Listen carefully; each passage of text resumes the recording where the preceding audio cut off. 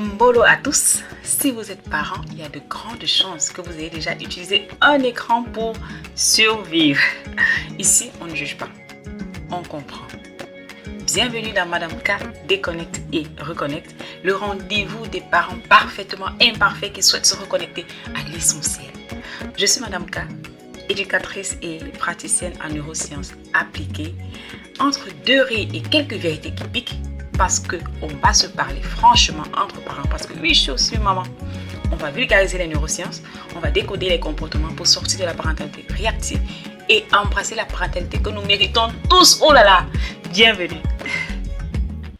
L'année dernière, ma fille me racontait un incident de vol survenu dans sa salle de classe. Un camarade aurait soutiré le téléphone d'un autre. Le voleur en question était particulièrement connu de ses camarades pour faire des paris en ligne. Il venait parfois en classe avec de gros montants en liquide et d'autres fois, il n'avait plus un seul centime. Les paris sportifs ont pris une ampleur sans précédent ces dernières années au Cameroun. Et avec l'arrivée de la technologie, l'âge légal est devenu une barrière totalement illusoire. Tout se fait désormais en ligne, à l'abri des regards, et non plus dans les kiosques, comme ce fut le cas à notre époque en fait.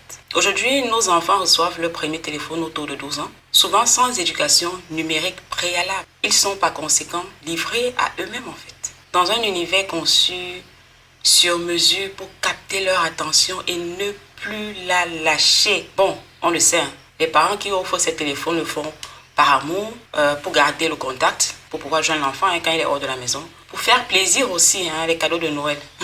Mais eux-mêmes, les parents, n'ont reçu presque aucune information sur l'éducation numérique et ils ne soupçonnent pas un instant les pièges qui se cachent derrière ces écrans.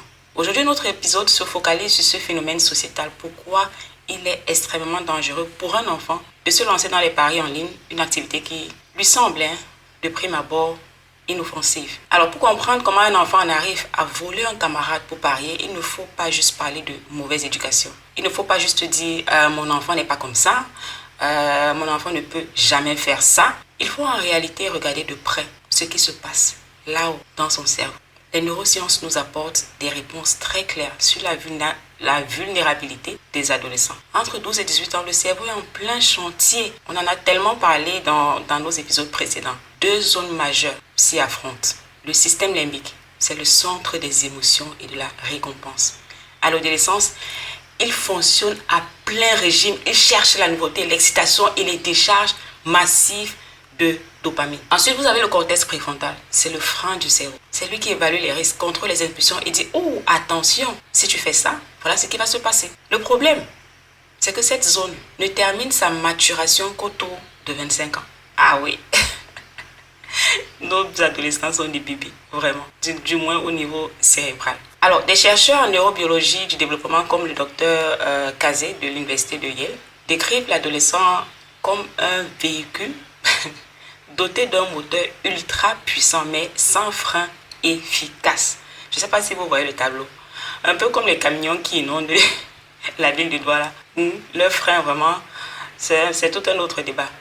Je veux vraiment que vous compreniez très bien comment cela se fonctionne. Alors, je vais vous raconter une petite anecdote. Un jour, ma fille, qui est aujourd'hui une ado, elle avait 4 ans à l'époque. Elle s'est lancée sur une pente descendante avec son vélo, avec son petit vélo. Emportée par la vitesse, pas moyen pour elle d'actionner le frein. Je ne vous raconte pas la peur et les dégâts à l'arrivée. Franchement. Mais heureusement pour nous, elle portait son casque. Est-ce que vous vous imaginez bien cette scène? L'enfant est en train de descendre une pente à toute vitesse et vous ne savez pas ce que... Vous voulez bien vous envoler et la rattraper, sauf que c'est impossible. Ça va très vite. Mais heureusement pour nous, elle portait son casque. Eh bien, imaginez que le téléphone de votre ado, c'est exactement ce vélo lancé à toute vitesse sur la pente du numérique. Sauf que dans cette histoire, on lui a donné le vélo à cet ado, mais on a oublié de lui remettre le casque. Il n'a pas de casque. Le casque, c'est l'éducation numérique. C'est le dialogue, c'est le cadre que vous, les parents, vous posez avec vos enfants. Quand un enfant de 13 ans parie, il fait des paris en ligne, son cerveau ne perçoit pas le risque financier. Il ne voit que l'étincelle de la récompense immédiate. Pourquoi les paris sportifs sont encore plus addictifs que les autres jeux? Eh bien parce qu'ils jouent sur ce que la psychologie appelle l'illusion de contrôle. Un enfant qui joue à la loterie sait que c'est du hasard. Mais un jeune qui regarde du football a l'impression d'être un expert. Il se dit, je connais cette équipe, je sais que ce joueur va marquer. Il pense que sa connaissance annule le hasard. Vous voyez ça? Ensuite, les applications de paris utilisent un autre mécanisme redoutable, ce que les anglo-saxons appellent le near miss effect, ou alors l'effet du quasi-gain. Le docteur Luke Clark du Center for Gambling Research a montré, grâce à l'imagerie cérébrale, que lorsque vous perdez un pari, combiné à une seconde de la fin du match, votre cerveau réagit presque de la même manière que si vous aviez gagné.